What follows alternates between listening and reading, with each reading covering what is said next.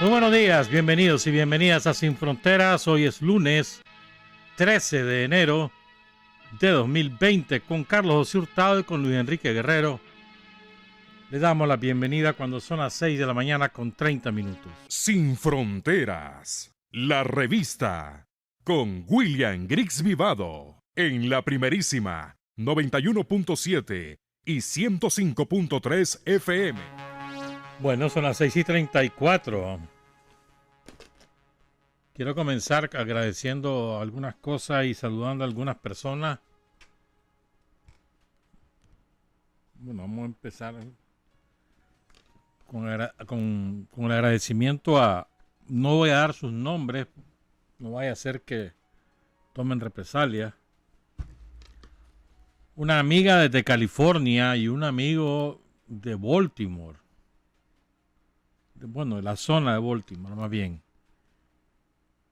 Nos obsequiaron un libro que no teníamos.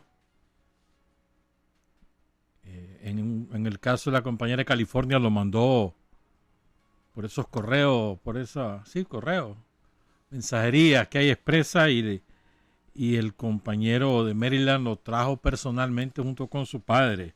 Pero él vive por aquellos lados, ambos sandinistas. Pero vos sabés, ahí en Gringolandia las cosas son difíciles para los sandinistas. Entonces mejor chitón pitillo. Muchas gracias a ambos. Quiero enviar un saludo al pastor de la Iglesia Bautista de Niquinomo, Juan Francisco Juárez, de parte de Eric Rayo Sandino, al padre Osman Figueroa de la Iglesia Católica Apostólica Brasileña, ICAP, a Francisco Corea, a Denis Ramón Oliva, a Domingo Ramón Guzmán Reyes, a José Andrés Vanegas, a Ulises José Somarriba Gómez, a José Ángel Solís, René Santiago Meléndez Cortés, alguien que es FJ Cortés, ese vive en Houston, saludos. A Marco Tulio Montiel Varela, allá en el Viejo, a propósito, me recordaba esto Marco Tulio. Napoleón Pineda, que fue secretario político del Frente Sandinista en el departamento de Chinandega hace ya como 10 años. El propio día de Navidad, el 25 de diciembre, se le quemó su casa. Ahí en el Viejo. Pero virtualmente todo lo del interior se quemó. Las paredes le quedaron, pero ya sabes cómo. Pues. Los sandinistas de la generación de los 80 han estado ayudándole al escombreo, están haciendo fiestas, ayer hubo una carne asada, el otro día hubo un trabajo voluntario, va a haber no sé qué cosa, este domingo es que va a haber el asado, y después va a haber una fiesta en el centro recreativo que es propiedad de Napoleón Las Palmeras. Saludos pues a Napoleón Pineda allá en Chinandega, y Ofelia Manzanares, su esposa, que son los dueños de la casa. Modesto Munguía nos escribió y se me había olvidado esto. Te ofrezco disculpas, Modesto. Pero él nos mandó dos ayudas de memoria. La primera. 1 de enero del 79, la masacre de Huaspán Sur. Ahí fueron asesinados por la Guardia Somocista la compañera Berta Díaz.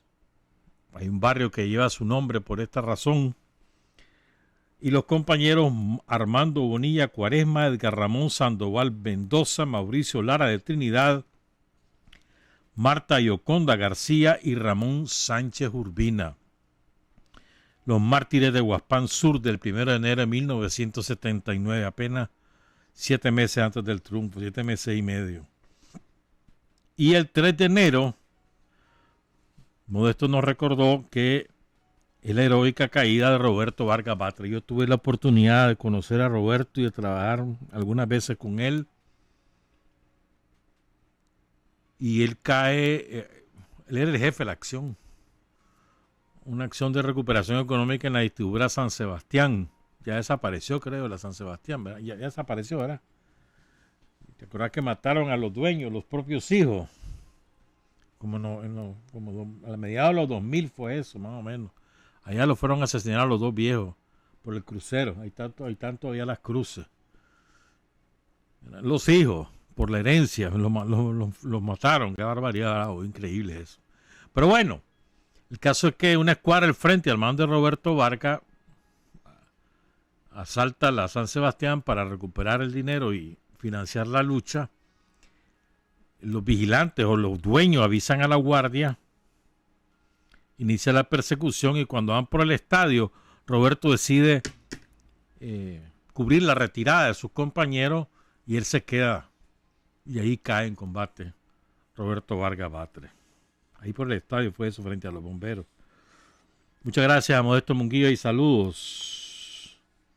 Fíjate que nos escribió Yuri Orlando Delgado para contarnos que el martes 7 de enero a las 6 de la mañana un grupo de compañeros del CLS del sector C de la colonia 10 de junio y otros compañeros de los CLS del sector A y del sector B, el secretario político del territorio 3 del distrito 5, el 5.3, limpiaron y embellecieron el monumento que lleva o erigido, la estela erigida a Ulises Rodríguez Maradiaga, que está situada en la calle donde él vivía y donde actualmente vive su mamá, doña Lidia Maradiaga.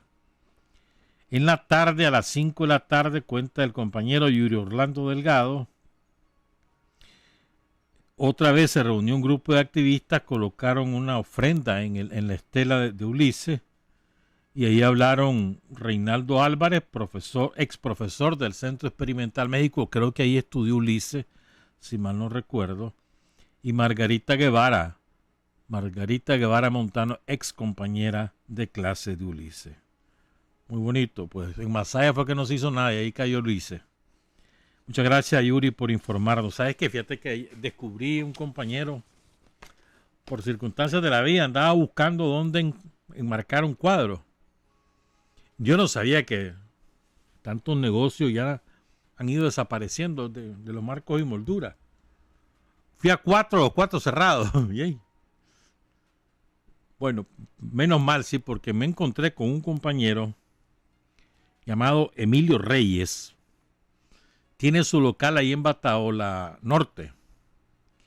De los semáforos del Imbur, una cuadra al lago, 2.5 cuadras abajo, a mano derecha, frente al portón de Inicer. Y qué buen trabajo que hace. Además, te hace sugerencia con dedicación, pues bien hecho. No, un precio justo. Ni barato ni caro, un precio justo. Emilio Reyes. Búsquenlo si necesitan enmarcar con buen vidrio, un trabajo bien hecho con, ¿cómo se llama? Con delicadeza, con calidad, con esmero. Emilio Reyes se llama el compañero y su teléfono es el 8716-1359. No crean que me hizo gratis, no, para nada. Sino que yo le dije que iba a ayudarle, pues. Emilio Reyes, ahí en Bataola Norte, 8716-1359. Él mismo fabrica los marcos y la moldura, él la fabrica, no es, o sea, él es carpintero también. No es que las compra ahí como hacían, no, él las hace. Esa es la otra gran ventaja. Saludos a don Emilio. Son las 6:42, hablemos con lo de Irán. ¿Se acuerdan? El viernes pasado yo le creí a Irán. Porque Trudeau, el primer ministro de Canadá, había dicho de que Irán había derribado el avión. Irán dijo, entregame las pruebas, enseñame las pruebas, le dijo Irán. Y yo creí en Irán y me equivoqué. Me pasa por prejuiciado a favor de Irán, prejuiciado en contra de Trudeau. Debía haber sido más cauteloso. El caso es que Irán el sábado en la mañana, la madrugada nuestra, ya en la mañana de ellos, admite que efectivamente su fuerza antiaérea derribó el avión ucraniano. Entonces, ¿qué ocurre? En toda guerra, además de las bajas más importantes son los seres humanos, pero hay otra baja de menor importancia, que es la vida, pero de mucha importancia también, la verdad. Un grave error de Irán haber tardado 48 horas, un poco más en admitirlo. Un grave error. Debió haberlo dicho a las 6 horas, a las 12 horas, pero el mismo día. Tenía que haberlo dicho. Porque ¿qué ocurre? Su credibilidad resultó muy golpeada. Aun y cuando, ¿verdad?, requiere valor decir, hombre, es cierto, fui yo. Es una cosa difícil. Pero en estas circunstancias tan importante es tener la razón como que te crean que tenés la razón. Y si tu credibilidad es golpeada, cuesta recuperarla después. Pero bueno, el caso es que ahí murieron 176 personas. El jefe del ejército decía que él quisiera estar él hubiera querido estar en ese avión y caer, morir con ellos. Es trágico, porque evidentemente no había ninguna intención. La persona que da la orden de derribarlo con un misil, lo hace porque en ese momento el avión, que es un avión civil, va pasando muy cerca de una posición militar.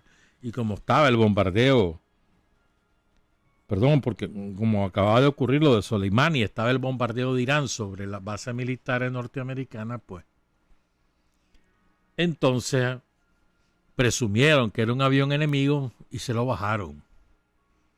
Un disparo certero, además. Espantoso, mano. Son 176 personas muertas, de los cuales 11 ucranianos, que fueron, porque el avión era ucraniano, 9 auxiliares de vuelo, y piloto y copiloto y técnico, y 2 pasajeros ucranianos, 82 iraníes, 63 canadienses. Con razón Trudeau fue el primero que lo dijo. 10 suecos, incluyendo una familia completa, según me informaba Benito. 4 afganos, 3 alemanes y 3 británicos. Ahora tendrá que venir la investigación y después la indemnización. Pero bueno, tenía razón Trudeau. Se lo volaron el avión. Una cosa terrible. Ahora, no es el primero. Te voy a recordar los 5 más trágicos que han ocurrido. El 27 de junio de 1980 se volaron a un avión de la compañía aérea Airline Italia, que cubría la ruta de Bolonia a Palermo y explotó cerca de la isla de Ustica, en Sicilia. Palermo queda en Sicilia. Murieron los 77 pasajeros, entre ellos 13 niños. Entonces hay 2 teorías. Una que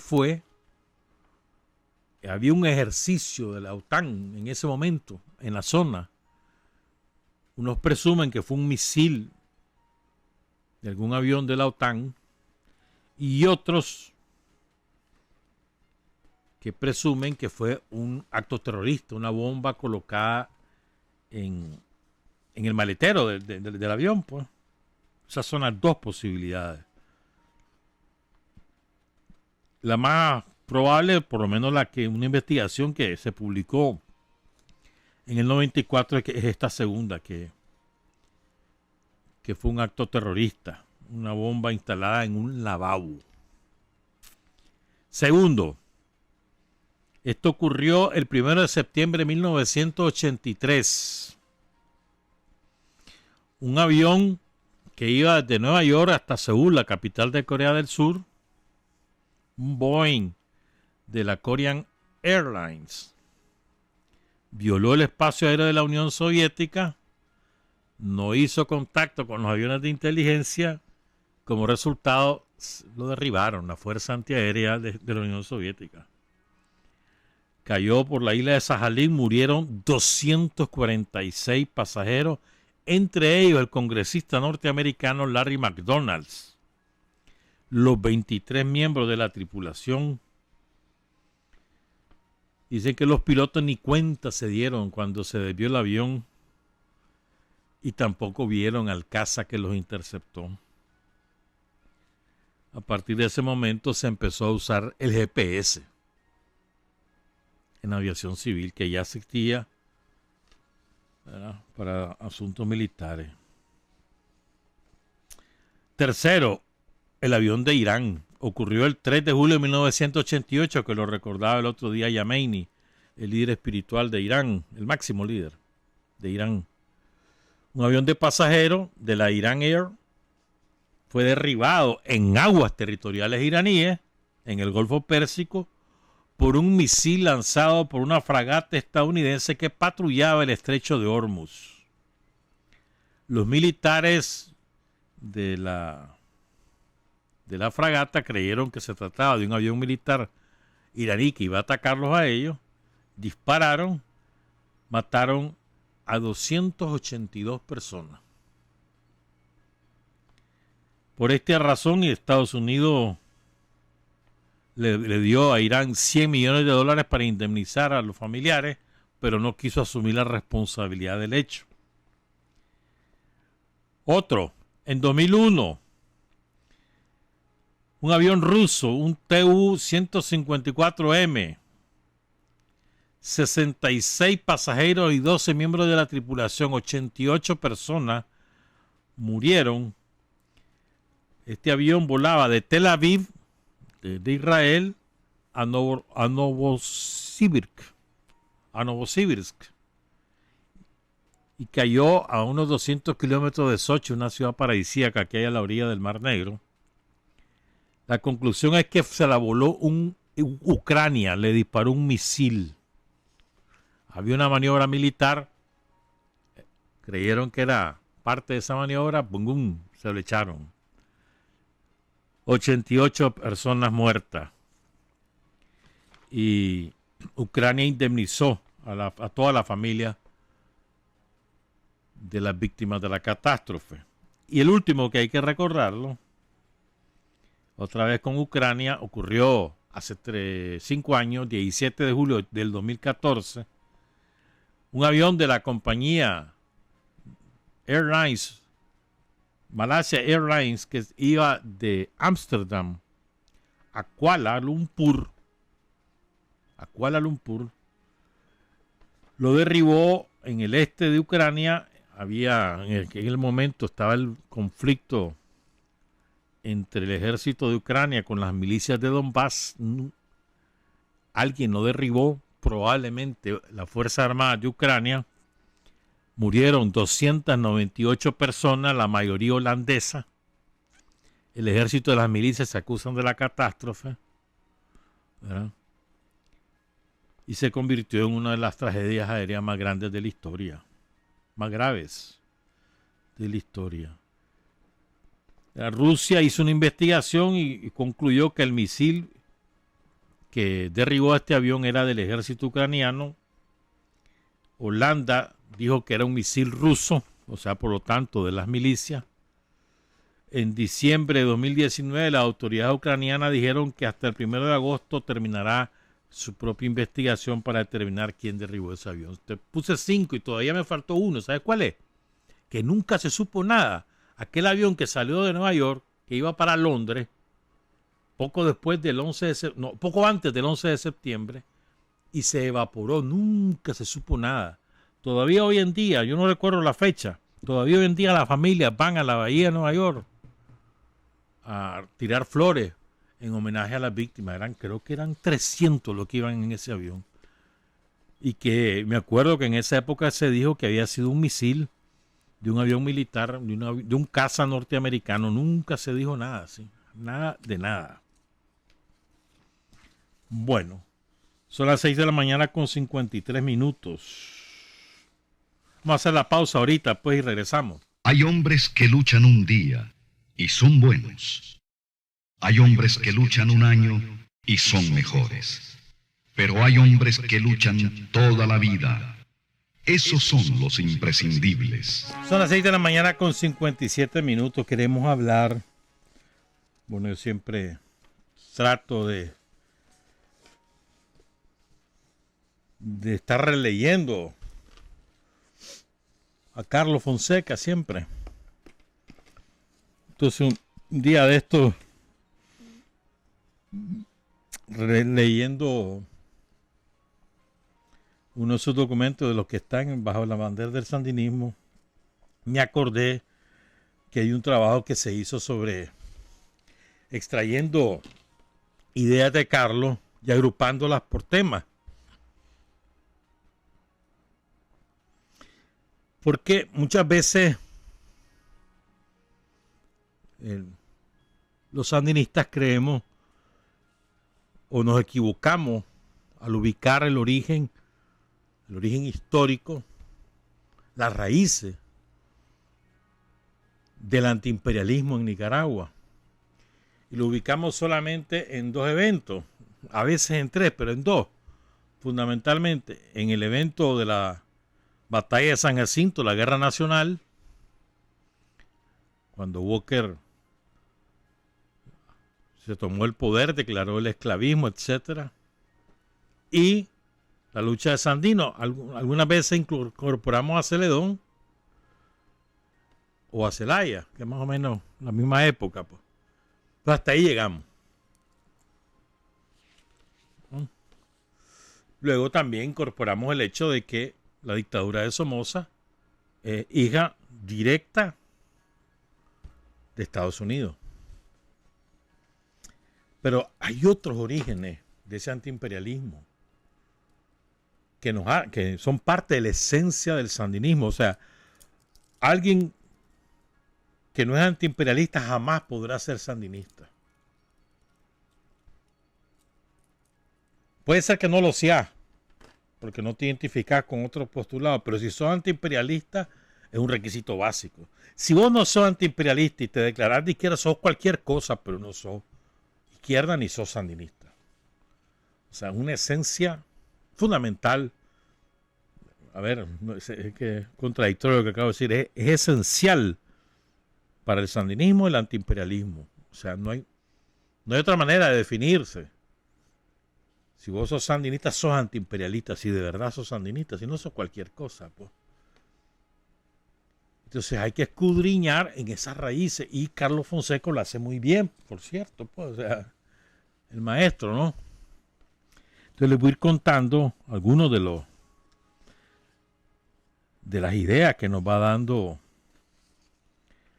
Carlos con fundamento histórico. No es asunto solamente ideológico, pues que a él se le ocurre y lo escribe, sino que va escudriñando la historia y la va formulando, ¿no? Desde una perspectiva antiimperialista.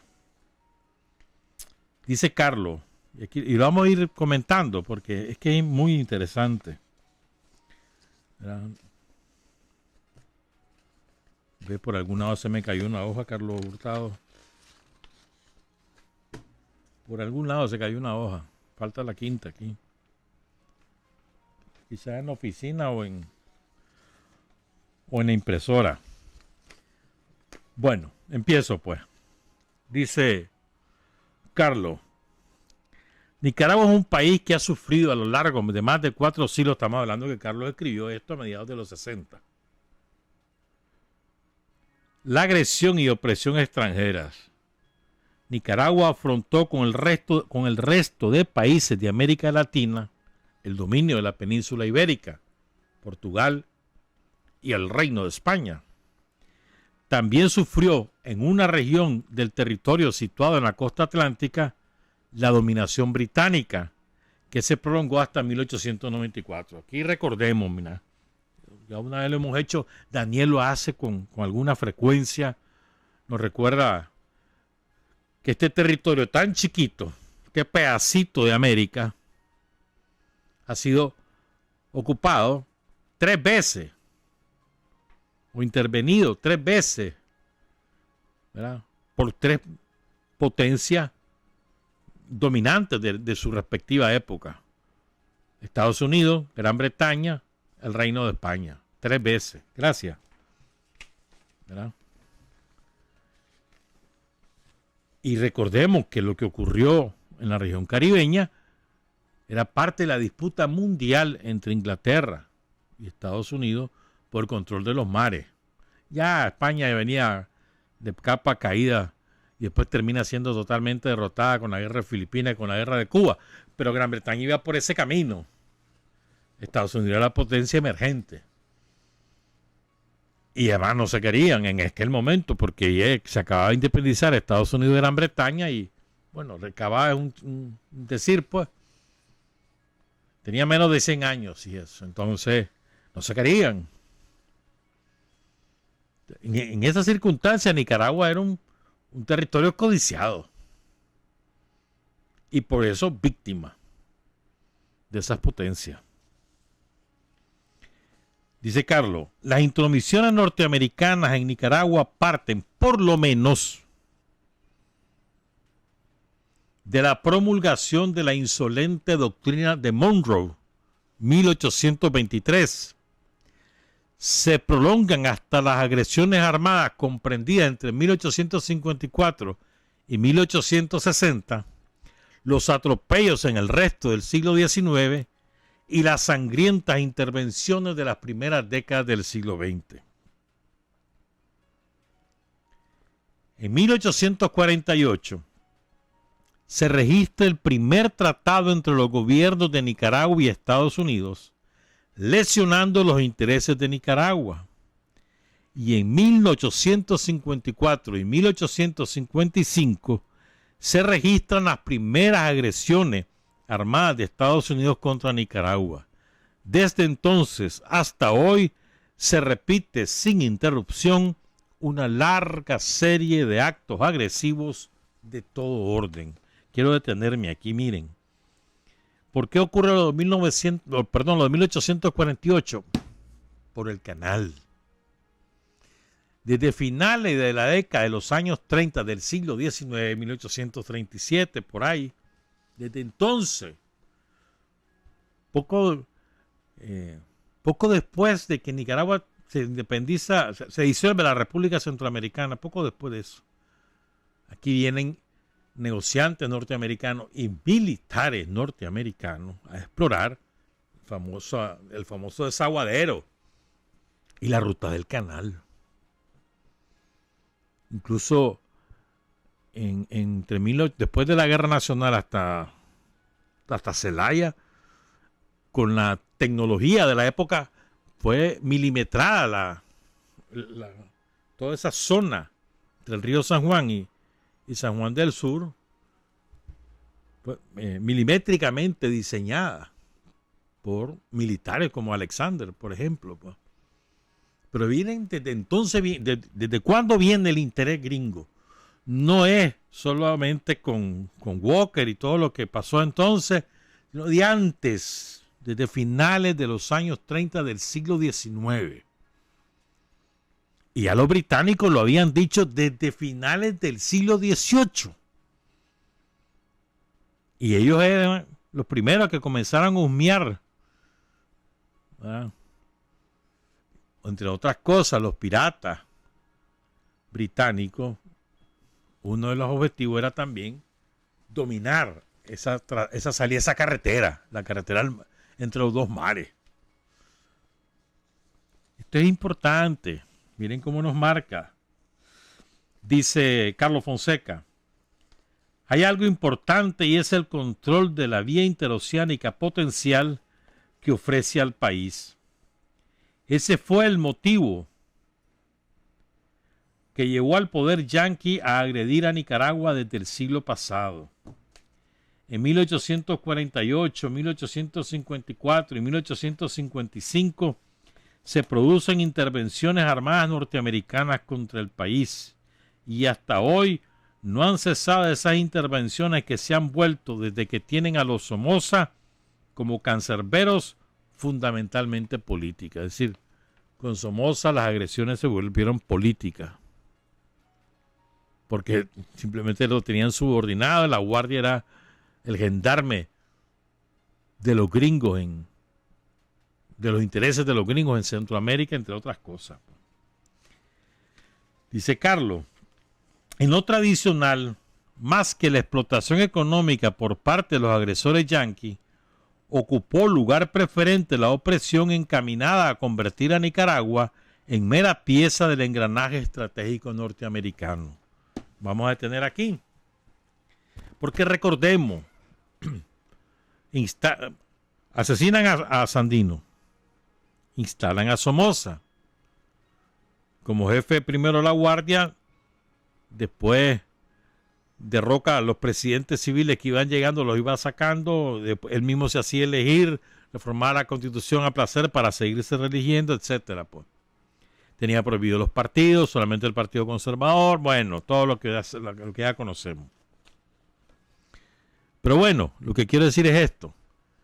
Entonces viene la Segunda Guerra Mundial, Somoza, por supuesto, al lado de los gringos, pero antes le declara la guerra a Alemania, declara la guerra a Italia, y aquí en Nicaragua confisca a todos los alemanes, y era una colonia muy importante la que había en Nicaragua de alemanes, de ciudadanos de origen alemán, los confiscó a toditos, se robó todas sus propiedades, todas, no devolvió ni una, todas se las robó a Somoza, haciendas cafetaleras, industria textiles, de todo, se robó, todo. ¿Verdad? Entonces, pasa eso, pues, una gran crisis económica en Nicaragua a raíz del fin de la Segunda Guerra Mundial. Acá terminó la demanda de materia prima, ya antes había habido la crisis con la Gran Depresión, en fin. Entonces hay un rediseño de los mercados controlados por Estados Unidos en América, en términos de qué necesitaba Estados Unidos que le abastecieran estos países para ellos seguir operando. Como resultado de la Segunda Guerra Mundial, también había crisis en Estados Unidos. Tenían una necesidad de los estados del sur, sobre todo, ¿verdad? Para procesar telares, la ropa, etcétera. Entonces, a Nicaragua le asignan en esa repartidera la tarea de sembrar algodón. Y en otras oportunidades hemos contado o recordado lo que pasó aquí, pues. Las tierras de Occidente son las más fértiles del país. Toda la llanura volcánica que hay por la cordillera de los Marillos, donde están todos los volcanes, eso origina una tierra muy fértil, rica en minerales. Y todas esas tierras tan fértiles, donde abundaban los frutales principalmente, y los campesinos que habían en la zona, pues tenían agricultura de subsistencia, maíz, frijoles, sorgo, principalmente, y ganado. Pues esas tierras, a sabiendas de sus ventajas, Somoza decide que ahí se va a sembrar el algodón. Pero no es que lo va a sembrar cualquiera, no, lo va a sembrar él y su gente. Y como las tierras no son de ellos, lo que hacen es sacar a los campesinos a rajatabla, y el que se oponía lo mataban. Pero era sacarlo, quemar en los ranchos y buscar. Los que salían vivos, pues, que buscaran dónde ir. Pero el que se resistía lo mataban. Y eso fue terrible lo que pasó en Occidente. Algún día se va a escribir esa historia. En los años 50. Entonces empezó Nicaragua a producir masivamente algodón. Hasta que a principios de los 80 se acabó. Porque es mucho más barato para la industria textilera el nylon, que viene del petróleo derivado, que el algodón. Y además los africanos empezaron a producir masivamente el algodón más barato que lo que aquí producíamos, y eso igual a la bancarrota de los algodoneros. Ambas cosas hicieron que los algodoneros quebraran, pues. Aquí hubo el intento hace como 7, 8 años de hacer el ciclo completo, de tener el algodón ahí por el lado de Somotillo, por esos lados, y al mismo tiempo procesar ese algodón en Nicaragua y convertirlo en tela, y después convertirlo en ropa. Pero al final ese experimento se comenzó a hacer, recuerdo. Pero el experimento ahí quedó, creo que fue por la crisis del 2009, pero no me acuerdo bien. Pero ahí quedó, pues, quedó un experimento, pero no se prosiguió. Pero es importante, ¿por qué lo recuerdo esto? Porque O sea, llegaba al extremo la dominación de Estados Unidos en Nicaragua, que te decía lo que ibas a producir. Y como aquí tenían un sirviente, además le dijeron, mira, te garantizo el mercado de Texas y de Florida. Vos me sembrás algodón y aquí tenés seguro que te lo van a comprar. Entonces, felices de la vida. Y ahí fueron cómplices muchos que se las picaban de conservadores, de ahí de León y de Chirandega. Mejor ni recuerdo los nombres, ¿para qué, verdad? Pero que se las picaban de opositores a Somoza, ahí se hicieron un contubernio.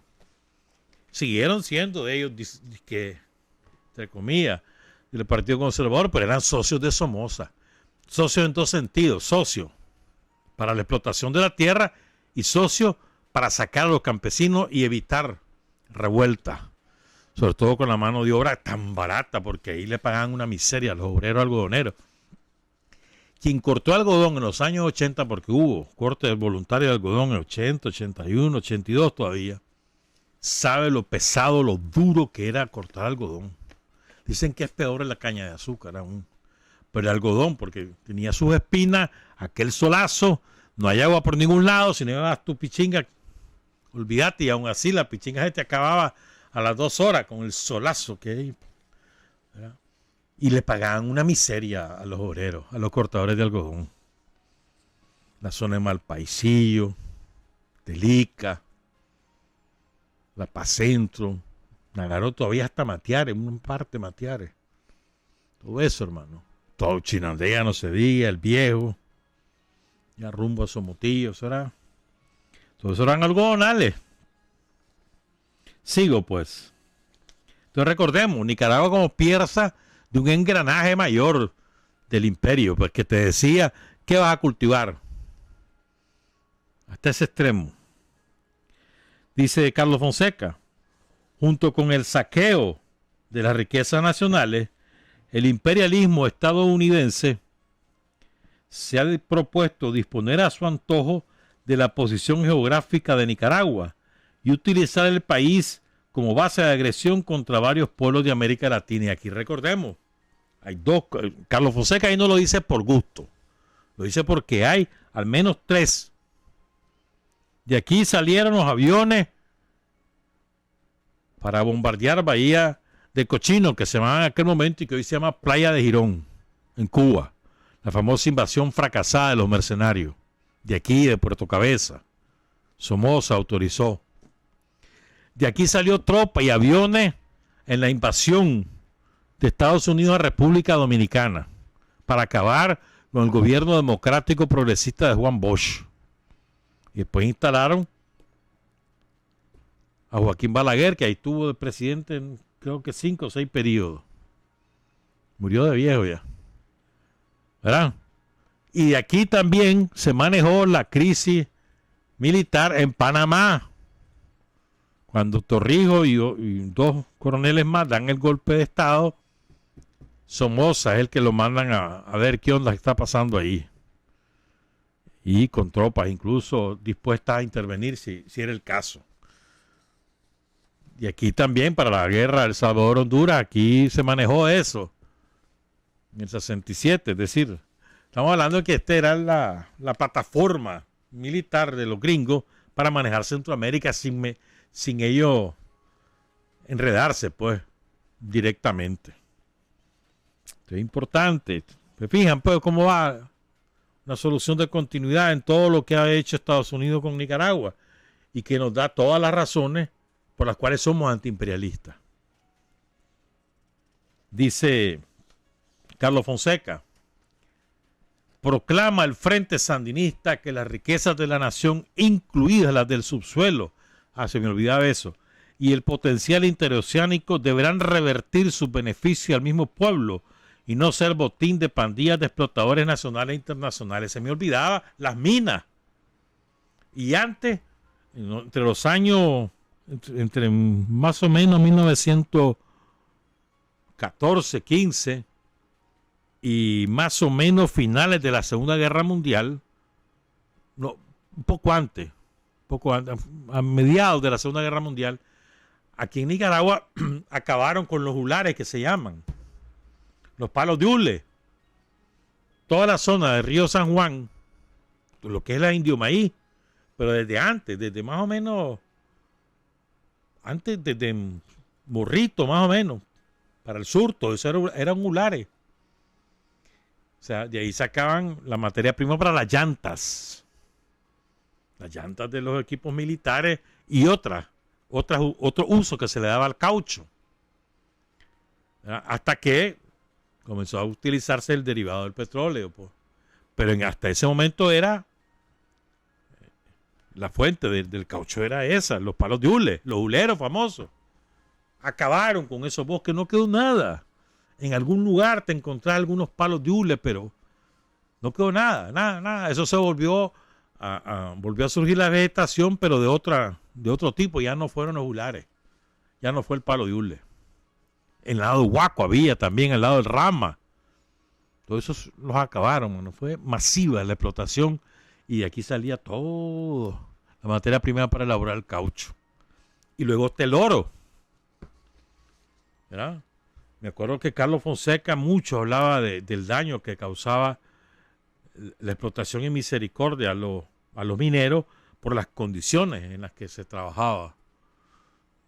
Sobre todo en las minas de Rosita y Bonanza, las minas de la Libertad y las minas de Malpaisillo, la mina de la India. Pues, siempre han sido las principales vetas de oro que hay en el país, siempre han sido esas.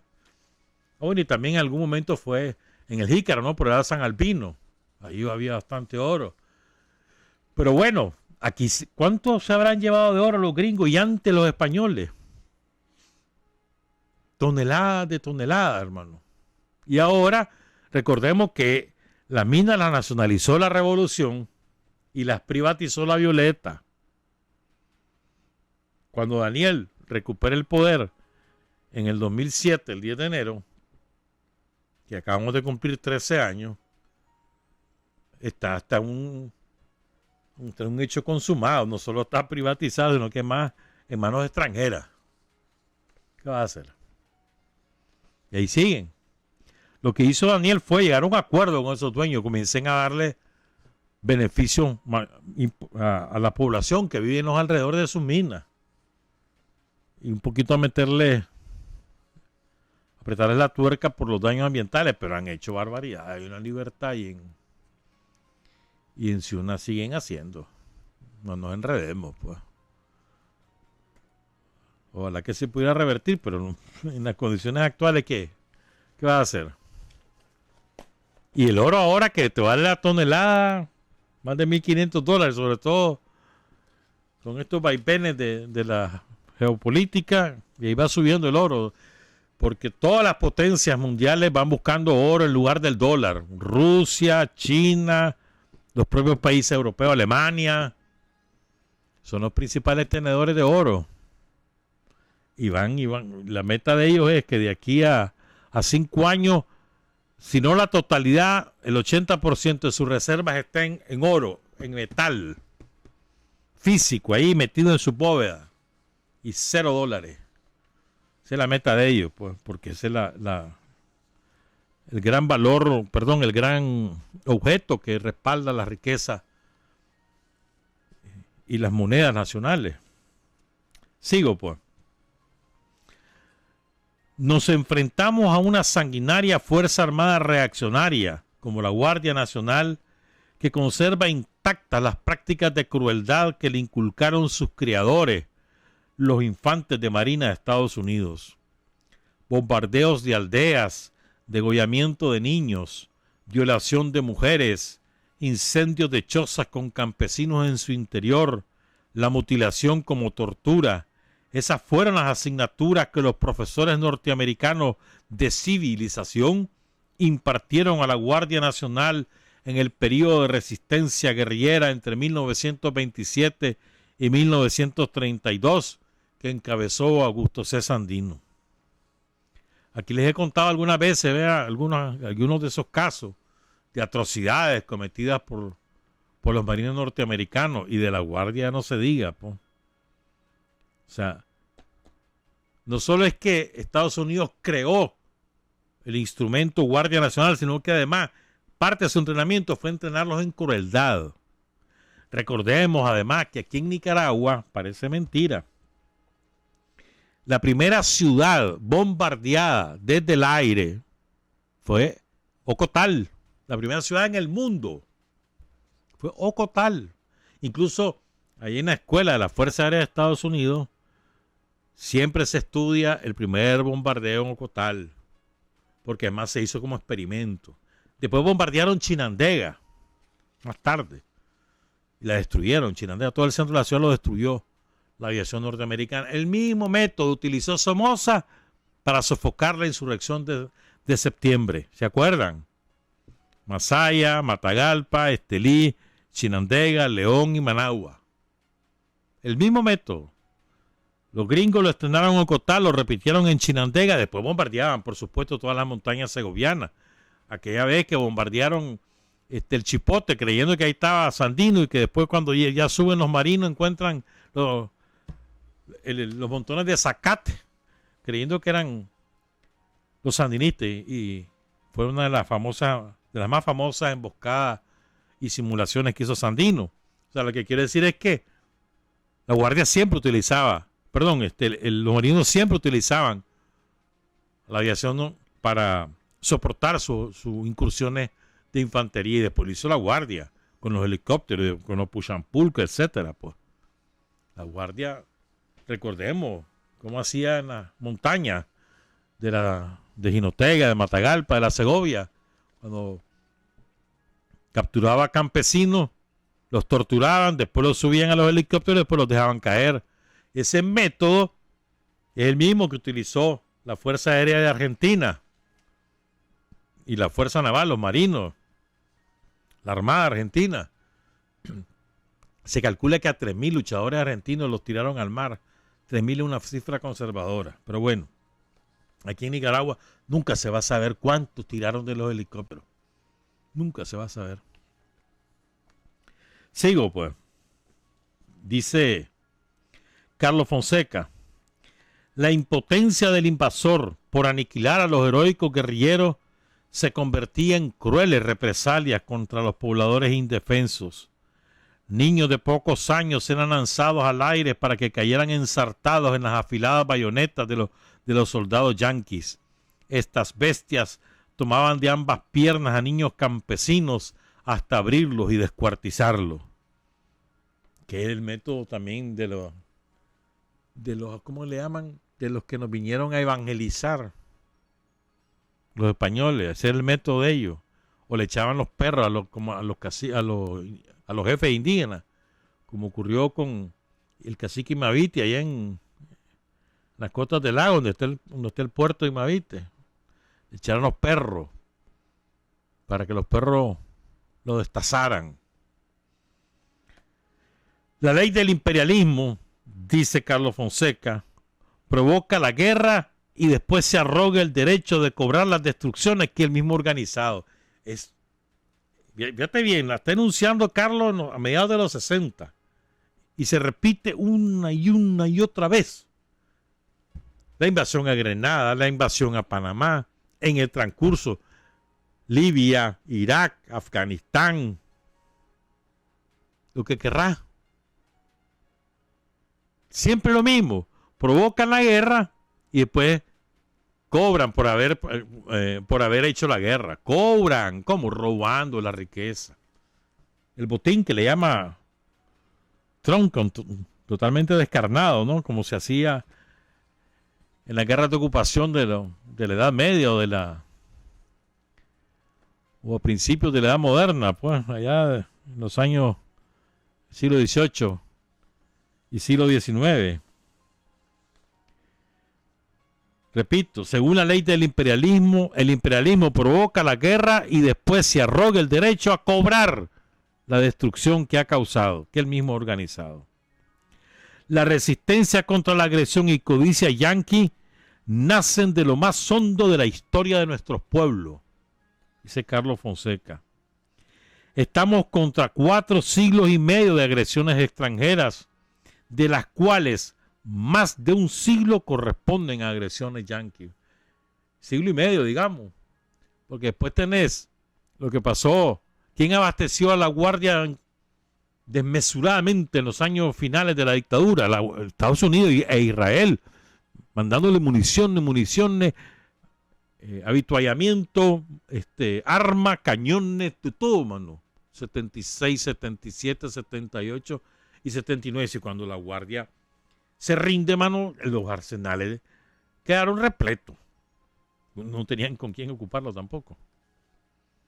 Y armas israelitas, los Galil famosos, israelitas, sionistas. Se ocupaban de dotar de armas a la Guardia Nacional. Y después tenemos lo que hicieron en los años 80. Un crimen atroz que lo condenó hasta la Corte Internacional de Justicia, pero antes todos los pueblos del mundo. Así que en todas partes había manifestaciones para que cesara la guerra contra Nicaragua.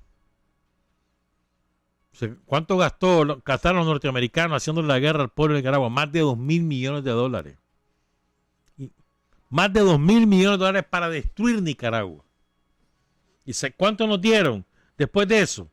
Después que terminó la guerra, ¿cuánto dio Estados Unidos? ¿Cuánto ha dado Estados Unidos desde el año 1990 hasta el año 2020? ¿Cuánto ha dado? Me gustaría saber eso. Te aseguro que no llega a los $500 millones. En 30 años no llega.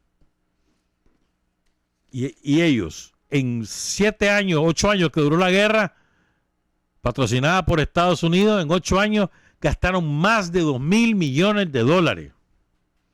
del presupuesto. Y además del presupuesto de los Estados Unidos. Y por debajo de la mesa, todo lo que les daba las transacciones de droga a cambio de armas con Irán. Verídico. Sigo con lo que dice Carlos Fonseca. Las agresiones norteamericanas no solamente causan destrozos en lo material, sino que también repercuten en el patrimonio cultural y espiritual de los pueblos. Solamente así puede explicarse el olvido en que han caído muchas de las intervenciones de Estados Unidos en Nicaragua. Tal olvido tiene como consecuencia una subvaloración de la catastrófica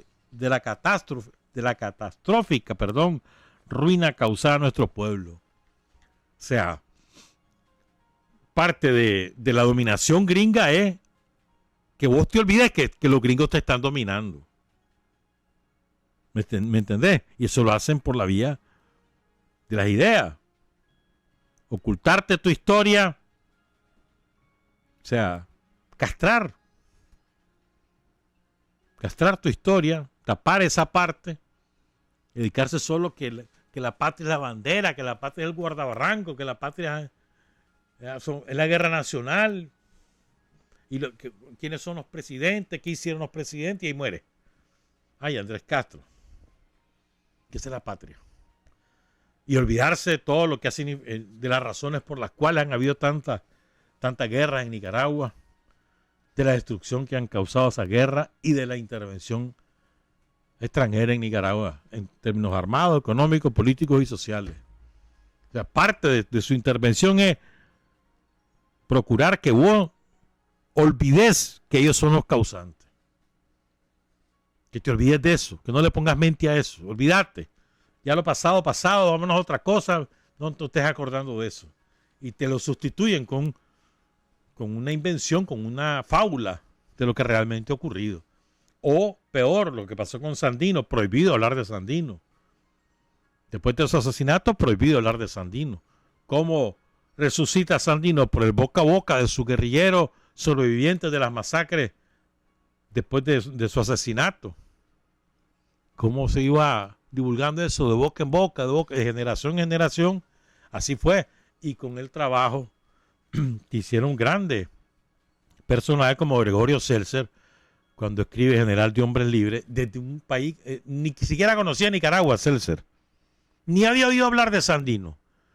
Pero metido en la biblioteca encontró esas publicaciones, se puso a estudiar, a investigar y publicó ese libro. Un libro que es un parteaguas en la historia de Nicaragua. Pero bueno, repito, pues parte es olvidarte de tu historia. Borrar eso. Es como ahorita. Quieren que nos olvidemos de lo que pasó en los años 90. Los protagonistas de lo que nos pasó en los años 90, perdón, no quieren que nos acordemos de eso. Los años 90 y la mitad de la primera década de los 2000, ¿verdad? Quieren que nos olvidemos de lo que ellos hicieron. Ellos como individuos, ellos como fuerza económica y como fuerza política. Ellos. Olvídate de eso, no, hombre. Esas son calumnias de los sandinistas, te dicen. Y ahí están los documentos que lo prueban. No quieren que hablemos de que ellos desaparecieron el ferrocarril. No quieren que hablemos que ellos privatizaron la energía eléctrica, privatizaron los teléfonos, privatizaron los recursos naturales y los recursos mineros. No quieren que nos olvidemos, no quieren que nos acordemos. Para nada. Ellos son los demócratas, etcétera. Pues no quieren que nos acordemos que ellos no querían dar el 6%, que fue una lucha de los estudiantes respaldada por el Frente Sandinista. No quieren. No quieren que nos acordemos que ellos son los que eliminaron el vaso de leche. No quieren que nos acordemos que ellos son los que cobraban por la educación primaria, secundaria, que desaparecieron los preescolares, que desaparecieron los CDI. No quieren que nos acordemos.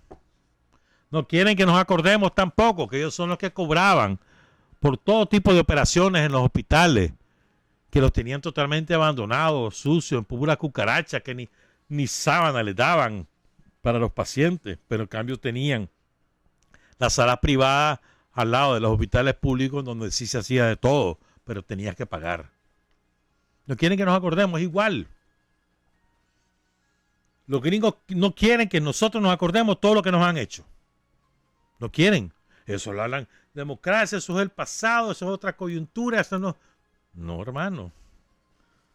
No es así. ¿Qué es lo que están haciendo ahorita? No es agresión lo que están haciendo ahorita. O Daniel Ortega se somete a lo que yo digo, o entonces lo castigo. Es más, el castigo es, de su parte, el castigo sería salir del poder. No que te vayas a tu casa, vas preso, te matan. Porque no te le sometes. Entonces te lo encubren. No, es que las violaciones de los derechos humanos, la no sé qué, la no sé cuánto. Ya van más de 300 cipotes. La mayoría son cipotes. Que han perdido 1 o 2 ojos en Chile. Más de 300 certificados por el Instituto de Derechos Humanos de Chile. No lo digo yo. Más de 300, ponele 20.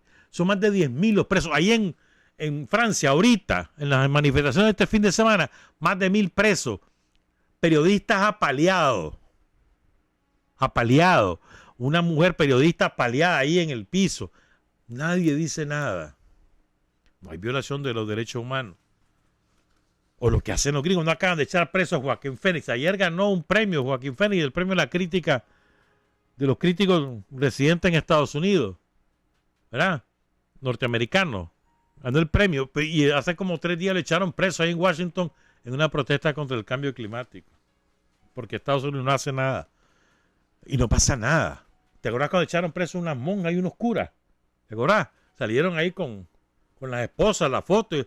Echar preso aquí a Mata o a Álvarez. Se arma un escándalo mundial. Ellos echan preso y no pasa nada. ¿Me entendés? Entonces te lo encubren con cualquier cosa.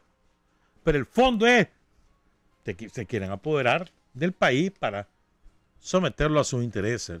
Recuerden, los gringos hacen la guerra en cualquier parte del mundo o entablan amistad, entre comillas, relaciones amistosas, entre comillas, por una de 2 razones. O porque quieren saquearte el país y hacer sus negocios, enriquecerse ellos, 1 o 2, quieren impedir que otros hagan esos negocios. Nada más. No existen otros motivos. Todos son billetes, la ambición. Ya tenemos que ir terminando. ¿Había ahí programa de Conipyme? No. Sigo pues. Dice Carlos Fonseca, toda una conjura reaccionaria tramada por el imperialismo y acatada por los vendepatrias. Recuerden, tramada por el imperialismo y acatada por los vendepatrias. Se ha propuesto sepultar en el olvido las seculares y sangrientas agresiones cometidas por colonialistas e imperialistas sucesivamente y sufridas por Nicaragua, particularmente las frecuentes y brutales arremetidas yanquis ocultando asimismo la reiterada y heroica resistencia armada del pueblo a la vez contra invasores y contra traidores. Esto es importante, ¿saben por qué? A ver, díganme ustedes, ¿quién de ustedes, quién estudió en la escuela lo que pasó después del asesinato de Sandino, en esos 3 años que siguieron a ese asesinato, la masacre que hizo la Guardia? ¿Quién de ustedes estudió en la escuela las masacres que hacían los marinos yanquis en su intervención aquí entre 1926 y 27 y 1934? ¿Quién de ustedes estudió eso en la escuela o en la universidad? ¿Quién? Nadie. Lo sacaron. Olvidemos eso. Tenemos que andar escudriñando en los libros de aquí y por allá para conocer esa historia. Eso debería ser del común conocimiento todo nicaragüense. ¿Ya? ¿Quién de ustedes conoce por la vía de la educación el saqueo al que fue sometido el país durante todos esos años de dominación imperialista a través de Somoza o de los conservadores? ¿Quién? O el saqueo al que nos sometieron entre 1990 y en el año 2007. No está eso todavía en el material de estudio. Debería estar. Toda la barbaridad, la atrocidad que aquí pasó. Eso hay que estudiarlo para no volverlo a hacer, no volver a permitir que nos lo hagan. Los gringos nunca hacen ellos las cosas por sí solos. Siempre tienen instrumentos que ejecutan esas órdenes. Pueden intervenir militarmente, pero los políticos locales son los que hacen la labor operativa. Siempre es así. Siempre ha sido así. Entonces, esos operadores políticos del imperialismo norteamericano destrozaron Nicaragua, el tejido social, durante 1990 al año 2007. Dejaron en la bancarrota social a este país. Y eso hay que estudiarlo, diagnosticarlo y transmitírselo a las nuevas generaciones. Después eso no, ay. Eso debería estar en los libros de texto de primaria, secundaria y universidad. Estudiar lo que pasó aquí. No es cajeta lo que nos hicieron. No es cajeta. Ya vamos terminando. Sigo con lo que dice Carlos Fonseca. La emancipación nacional de Nicaragua se alcanzará a través de la acción armada, sostenida por las masas populares y orientada por los más avanzados principios revolucionarios. Las emboscadas, las celadas enemigas del pasado fracasarán de repetirse ahora. En el nuevo tiempo, no solo uno de cuantos pueblos se rebelan contra el imperialismo yanqui, sino que todos juntos, en creciente batalla unánime y encaminada a derrocar al ejército del dólar. La victoria final no se produce de inmediato. El enemigo no es la camarilla reaccionaria local, la que pudo ser derrotada 1000 veces con las sucesivas acciones emprendidas. Se trata de enfrentar al enemigo de más de un siglo, el imperio del dólar. La frustración que siguió al período de la resistencia sandinista no ha de repetirse hoy. Ahora los tiempos son otros. Los días actuales no son como aquellos en que Sandino y sus hermanos guerrilleros se batían solitarios contra el imperio yanqui. Hoy, los revolucionarios de todos los países sojuzgados se lanzan o se preparan para librar la batalla contra el imperio del dólar. Aunque es poco lo que queda por hacerse, se siente como nunca en la historia el crujir de los cimientos del dominio imperialista en América Latina, en África, en el mundo entero. Carlos Fonseca. Trabajar, avanzar, combatir, vencer. Patria y libertad. Revolución es sentido del momento histórico. Es cambiar todo lo que debe ser cambiado. Es igualdad y libertad plenas. Es ser tratado y tratar a los demás como seres humanos. Es emanciparnos por nosotros mismos y con nuestros propios esfuerzos. Es desafiar poderosas fuerzas dominantes dentro y fuera del ámbito social y nacional. Es defender valores en los que se cree, al precio de cualquier sacrificio. Es modestia, desinterés, altruismo, solidaridad y heroísmo. Es no mentir jamás ni violar principios éticos. Es convicción profunda de que no existe fuerza en el mundo capaz de aplastar la fuerza de la verdad y las ideas. Revolución es unidad, es independencia, es luchar por nuestro sueño de justicia para Cuba y para el mundo, que es la base de nuestro patriotismo, nuestro socialismo y nuestro internacionalismo.